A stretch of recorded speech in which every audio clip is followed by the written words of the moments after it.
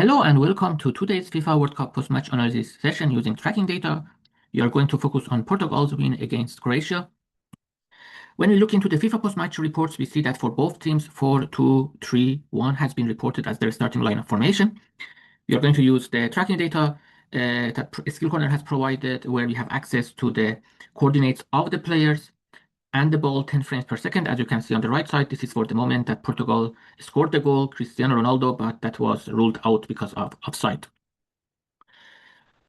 To learn about each team's formation and individual players' dynamic tactical position, we are going to use the method documented in my PhD thesis, identification of team tactical formations and player positions in association football, where for each team, we impose a graph for the 10 outfield players. We color the nodes of this graph, and the vertical and horizontal colors in combination tell you the momentary tactical position of a player of interest. Dark blue to dark red is for the vertical colors we have, and dark brown to dark green for the horizontal levels. For example, a player who has been colored dark red and light brown, that based on the 5x5 matrix translates to being on the front line, on the left center channel, or simply as left center forward player. So what else we can do? We can pick a player of interest in this match, Luka Modric. Probably he played his last World Cup match at the age of 41, where we have 25, let's say, tactical position possibilities for him for each in-play frame. So what you can do, we can go over all the frames of the match and just report what percentage of the time we observed him occupy any of these cells. And when we look at his position map, this is the picture we end up with. Around 23% he was in the central defensive midfield position. Around 23% also he was in central midfield position. You can also use phases of play to see when he had the ball and when he didn't have the ball, how he, let's say, played. And this is how it looks like. In position, you can say that he was dropping, being in the central defensive midfield position, and out of position, he was going a bit forward, taking one step ahead, and around 30% in the central midfield position. So now what we can do, we can take all these position maps computed for each player. In this case, we do it for Croatian players when they had the ball and arrange them according to the line of formation that FIFA has suggested 4-2-3-1, and this is how it looks like. I think you can use that as a starting point to see whether that formation that, for example, FIFA or any data provider is telling you can capture what each team has done in position, out of position, or overall. And looking at this case, I think you can find some deviations. To start, number 14, the left back for Croatia, Perisic. I think you can clearly see that this is not a profile of a left back you expect from a typical left back. He was really going up and down on the left channel, and that's just a clear difference when you compare his profile to the right back that they had. So you can say that the right back was the defensive right back, the left back had the freedom to do kind of whatever he wanted to do on that left channel. And as a result, that also influenced the position map of number 16, where you can see that he was also a bit more inside as a result of Perisic going up. And number 13, you can just use it as a reference point. So I think apart from maybe number 14, that makes it a bit difficult because he was up and down, we can maybe say that 4-2-3-1 is a good choice to represent and summarize what Croatia did in possession. When it comes to out of position, I think you can clearly see the profile of, for example, Perisic completely differs. Just sticking to the left back. And what else we can say is that the number 16 and number 13, the right hand wing, left wingers are dropping more, where number 13 is just dropping much more than number 16. So maybe if we want to say what was the formation out of position, we can say it was something maybe like a 4-3, because then you need to move number 13 to one level down, and then 16 and 17 and 11 maybe on the front line. So maybe 4-3-3 for out of position is a better choice for Croatia. So looking into how the picture is for Portugal, we just compute the position maps, look into in position, arrange it according to the 4-2-3-1 FIFA has suggested, and this is the picture we end up with. I think here it's really interesting to look at the fullbacks for Portugal, number 20 and number 25. You can clearly see that, yeah, they were really also filling in the central channels. So maybe you can say they were underlapping a lot. So that's what you see for Cancelo, the right central channel. He has occupied like around 9%, 8%, even 10%. He was on the right center forward. Really, really interesting profile. And similarly for number 25. Number 23, you can say that he was really dropping to the back line. Around 12%, he dropped into the left central back position. And then I think looking into overall picture, maybe we can argue that if we want to report the formation for Portugal, maybe we can say it's a 4 1 because you clearly see that number 23 is more defending than number 15.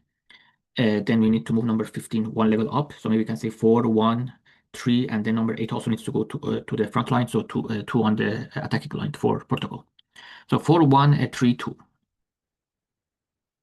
What about out of possession? I think you can clearly see the fullback's picture differs completely from in possession. What is interesting to see is Neto is really dropping, and I think you can connect this to when Croatia had the ball where Presic was coming up. So that's how you can bring them together. But I think maybe overall we can say 4-2-3-1 is maybe a good choice, more or less, for out of possession for Portugal. And let's see whether we can have a dynamic view into each team's positions over the match time, because what we saw was just using one label to focus on the probability map of players, starting players for each team in position and out of position. Now just recall the coloring that we had for the vertical and horizontal levels. We can pick a player from Portugal, number 7. I have the vertical colors as shown for the timeline of the match on the upper half row and the horizontal colors in the lower half row. So dark red and light brown are the main colors we can see for him. So you can say that he was the left center forward, or he was the center forward with a tendency to the left. It really doesn't change the picture. Then you had the first substitution for Portugal shown in the first gap. Then it comes to the second substitution where it has a dot inside. This is the moment Cristiano Ronaldo, surprisingly, he has been taken out. And number 21 comes in as a replacement. You can clearly see that number 21, Ruben Neves, he had a different profile. He was mainly, you can maybe argue that in the defensive midfield, attacking midfield. So he was really going up and down in these 3 channels, but he also had a tendency to be on the right side. So maybe right defensive midfield, right central midfield, right attacking midfield, or let's say the cells that he was operating from. And when we just, let's say, stack all these time series for a starting place for Portugal, this is the picture we end up with. And let's see how maybe it has changed or evolved over the match time. I think you can clearly see the back 4, number 20, number 25, where we saw also the fullbacks are really playing higher up on the pitch, as shown also here with the red colors. Vitinha, let's say the defensive midfielder, and then maybe you can say number 15 and 8 were the players in front of him, where also number 8 was a lot going on the front line. And then it comes to number 18, number 17, the right and left wings, and 7, the central forward player for Portugal. I think what you can see is that after the halftime, they had, let's say, 3 substitutions at once, where you can argue that they were just bringing fresh legs.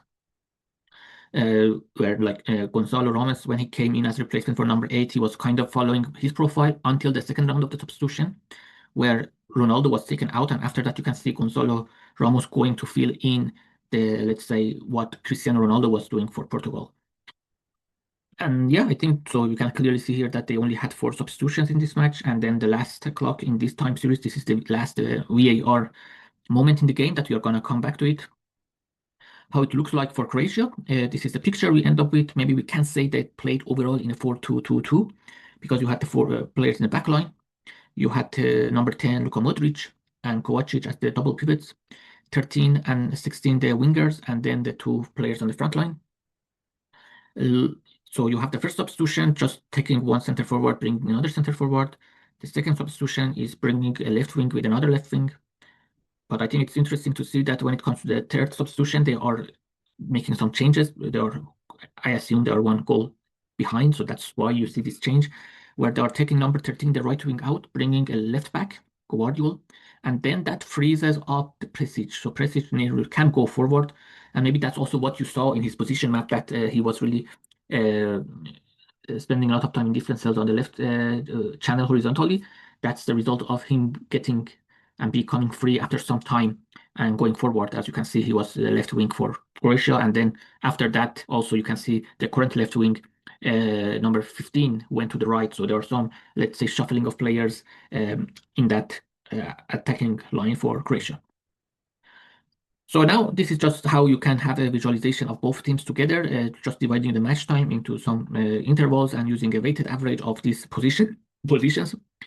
You can see that for the first half, Portugal in white, they were basically dominating the game. They were in the opponent's half, but you can also see the back 4, where number 20 is really inside. You have these 3 players, midfielders, and then you have the front 3. And then for Croatia, it's the back 4, the double pivots, number 8 and Modric, and then you have this front 4. And then it becomes a similar picture for the second period. These time intervals are divided based on the substitution, so that's why the second one is just shorter than the first one. And I think it comes to really the controversy of this match. This is the moment, really, you can see in the tracking data, where Croatia scored a late goal equalizer and then celebrating, and they were really hoping that they are now in the extra time, and this is how it looks like. But clearly, you cannot really use tracking data for that because that's also not even possible for FIFA. So what they did, even looking into the picture, as you can see from the tweet that they had, it's really not clear whether the Croatian players had touched the ball or not. So then they came up with these in-ball sensors, and this is like just a statement that they had on social media, showing a plot of the time series and then saying that the ball and the hair, they kind of touch each other, and that's why the player at this moment has been called to be offside. Yeah, I'm looking forward to what you think about this situation and what is the solution really. You can just write it in the comments how you feel about what has happened in this game and specifically in this case. And that's it, and thanks for your attention.